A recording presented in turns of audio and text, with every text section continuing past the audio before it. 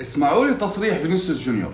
O quão grave é você insultar uma pessoa pela cor da sua pele, porque se até 2030 as coisas não evoluírem, acredito que tenha que mudar de lugar, porque se o jogador não se sente confortável. هسا تمام، لنفرض انه كلام الفيني مزبوط وفي عنصرية كثير في اسبانيا وضده بالاخص، انتم متخيلين معي الفيني ايش قاعد بيعمل بعد هذا التصريح؟ الفيني قاعد بحارب في بلد وبطالب بالاتحاد الدولي انه يسحب من عندهم كأس العالم، وبغض النظر انه كلامه مزبوط بس فينيسيوس قاعد بفقد السيطرة. الفيني بعد هذا التصريح راح يضر حاله وكثير كمان، حتى الصحافة المدريدية هاجموه، اسبانيا كلها هاجمته، وبعد هذا التصريح راح تزيد العنصرية عليه. الفيني مركز مع هاي القصص اكثر من حياته نفسها، يعني المفروض انت تطنش، ولما بتطنش هيك بتحرق روسهم اكثر. انا عندي احساس، وهذا الاحساس اجاني وما بعرف، احنا كلنا بنعرف انه البرازيليين عند المصاري بنسوا حالهم وبنسوا بلدهم نفسه. انا بعتقد من يوم ما الهلال السعودي قدم له مليار يورو الولد فقد عقله، وبيعمل كل اللي بيعمله، وصرح هذا التصريح عشان تيجي منهم هم مش منه، لانه الصغير قبل الكبير في اسبانيا راح يقلب عليه، حتى المدريدي نفسه، لانه بالنهاية اجى في بلد كامل مش باشخاص معنصرين. فمن الاخر الفيني غلطان، وغلطان كثير كمان، وما كان لازم صرح هيك تصريح. وبستناكوا انتوا كمان تقولوا لي بالتعليقات كلامي صح او لا.